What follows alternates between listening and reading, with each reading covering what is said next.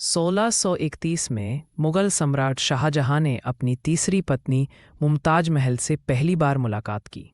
वह एक फारसी रईस की बेटी थीं और उनकी सुंदरता और बुद्धिमत्ता ने शाहजहां को तुरंत मोहित कर लिया। यह मुलाकात एक महान प्रेम कहानी की शुरुआत थी जिसने इतिहास बदल दिया। 1612 में शाहजहां और मुमताज महल का विशाल विवाह समारोह हुआ।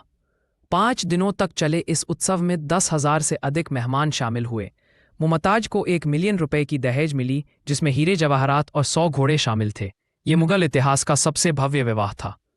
1628 में शाहजहां के सिंहासन पर बैठने के बाद मुमताज उनकी प्रमुख सलाहकार बन गई।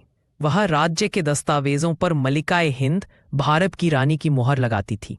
ऐतिहासिक रिकॉर्ड बताते हैं कि वह सैन्य अभियानों की योजना बनाने में भी सक्रिय थी।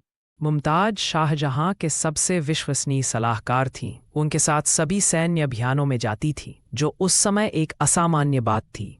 19 वर्षों के विवाह में उनके 14 बच्चे हुए। शाहजहां ने कभी भी उनकी अनुपस्थिति में कोई महत्वपूर्ण निर्णय नहीं लिया। 17 जून 1631 को 14वें बच्चे गौहरा बेगम को जन्म देते समय मुमताज की मृत्यु हो गई। वह केवल 38 वर्ष की थीं।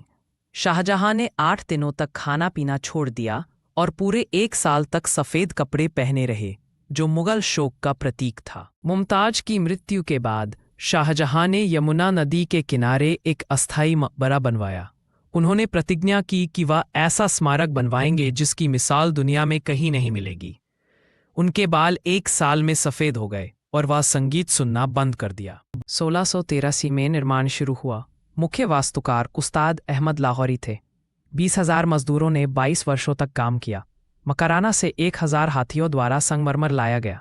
निर्माण लागत आज की मुद्रा में लगभग 70 अरब रुपये थी। यह पूर्ण सममितीय डिजाइन का एक उत्कृष्ट उदाहरण है। आज महल में कई रहस्यमय तत्व हैं। मुख्य कब्र के नीचे एक गुप्त कक्ष जिसमें मूल समाधि होने की अफवाह है। कुरान की आयतें ऊपर से नीचे की ओर बढ़ते आकार में लिखी गई हैं। गुंबद की विशेष ध्वनिकी एक ही स्थान पर खड़े होकर पूरे परिसर की आवाज सुनने की अनुमति देती है। 1658 में शाहजहां के बेटे औरंगजेब ने उन्हें आगरा किले में नजरबंद कर दिया। अपने अंतिम 8 वर्षों में वह जेल की खिड़की से ताजमहल को देखा करते थे। 1666 में उनकी मृत्यु के बाद उन्हें मुमताज के बगल में दफनाया गया। यह एकमात्र असम्मित तत्व है जो उनके मकबरे में जोड़ा गया था। आज ताजमहल प्रतिवर्ष 8 मिलियन से अधिक पर्यटकों को आकर्षित करता है। यह यूनेस्को विश्व धरोहर स्थल और विश्व के नए 7 अजूबों में से एक है।